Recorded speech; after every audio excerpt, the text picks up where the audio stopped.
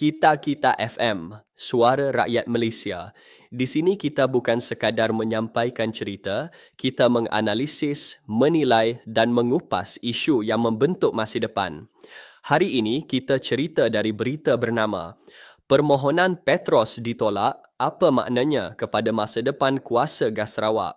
Persoalan pertama, adakah keputusan Mahkamah Tinggi ini satu tamparan besar kepada Petroleum Sarawak Berhad? Persoalan kedua, adakah ini kemenangan muktamad bagi Petroleum Nasional Berhad?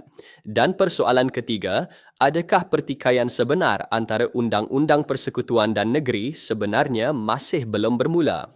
Mahkamah Tinggi Kuching hari ini menolak permohonan Petroleum Sarawak Berhad untuk mengisytiharkan tuntutan jaminan bank 7.95 juta ringgit oleh Petroleum Nasional Berhad sebagai tidak sah dan tidak berperlembagaan. Hakim memutuskan bahawa tuntutan itu sah selaras dengan sifat jaminan bank yang on demand dan tanpa syarat. Apa maksud on demand ini? Dalam dunia keuangan, jaminan bank jenis ini sangat jelas. Apabila syarat formal dipenuhi dan tuntutan dibuat mengikut terma, bank wajib membayar tanpa perlu menunggu pertikaian kontrak diselesaikan. Ia direka untuk memberi kepastian komersial. Jadi, dari sudut teknikal dan komersial, mahkamah melihat tiada unsur salah laku atau ketidakadilan dalam tindakan Petronas. Namun, di sinilah pentingnya kita memahami skop kes.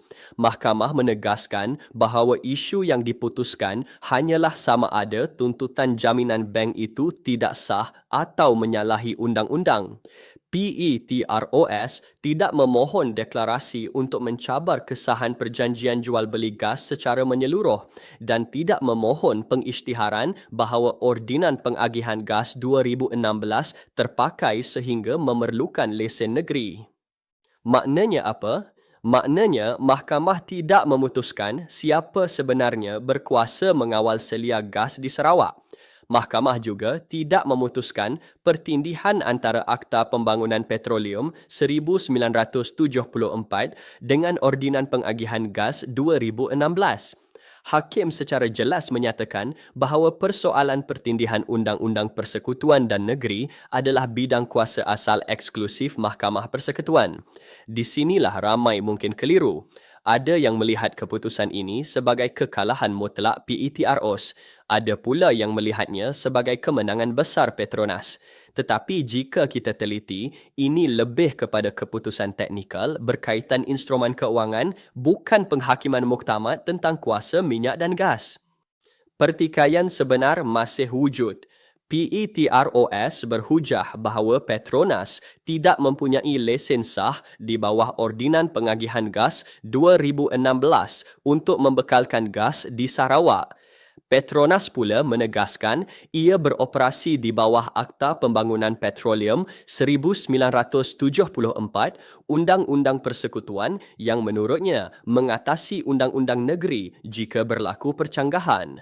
Ini bukan sekadar pertikaian komersial. Ini menyentuh struktur Persekutuan Malaysia. Ia menyentuh semangat Perjanjian Malaysia 1963. Ia menyentuh persoalan siapa yang mengawal sumber, siapa yang meluluskan lesen dan siapa yang mengutip hasil. Keputusan hari ini tidak menutup ruang itu. Jika mahu isu perlembagaan diputuskan, laluan yang betul adalah Mahkamah Persekutuan dan itu mungkin medan sebenar yang bakal menentukan arah masa depan industri gas di Sarawak. Dalam masa yang sama, kita juga perlu melihat implikasi ekonomi. Industri gas bukan sekadar simbol kuasa. Ia melibatkan pelaburan berbilion ringgit, kestabilan bekalan tenaga, keyakinan pelabur dan kestabilan fiskal negeri serta negara. Pertikaian berpanjangan tanpa penyelesaian jelas boleh memberi kesan kepada sentimen pasaran dan perancangan jangka panjang. Jadi, persoalannya sekarang, apakah langkah seterusnya? Adakah akan ada rayuan?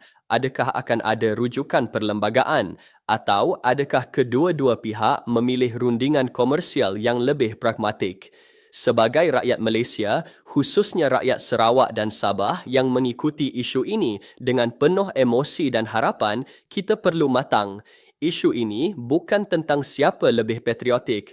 Ia tentang bagaimana undang-undang ditafsir, bagaimana perlembagaan dihormati dan bagaimana keseimbangan kuasa dalam sistem persekutuan diurus secara bijaksana. Perbezaan pandangan adalah normal dalam sistem demokrasi, tetapi perbincangan kita harus berlandaskan fakta, bukan sentimen semata-mata. Mahkamah telah menjalankan peranannya berdasarkan skop kes yang dibawa.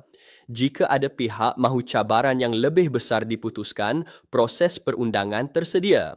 Di sinilah saya ingin ajak anda semua, berikan pandangan dengan berhemah dan matang. Adakah anda melihat ini sebagai isu teknikal semata-mata atau anda melihatnya sebagai episod awal kepada pertarungan perlembagaan yang lebih besar? Komen dengan rasional, bukan dengan kemarahan. Kita bincang sebagai rakyat yang faham bahawa masa depan negara ini dibina melalui hujah, bukan emosi. Itu dia ulasan dari Kita-Kita FM, suara dari hati rakyat Malaysia.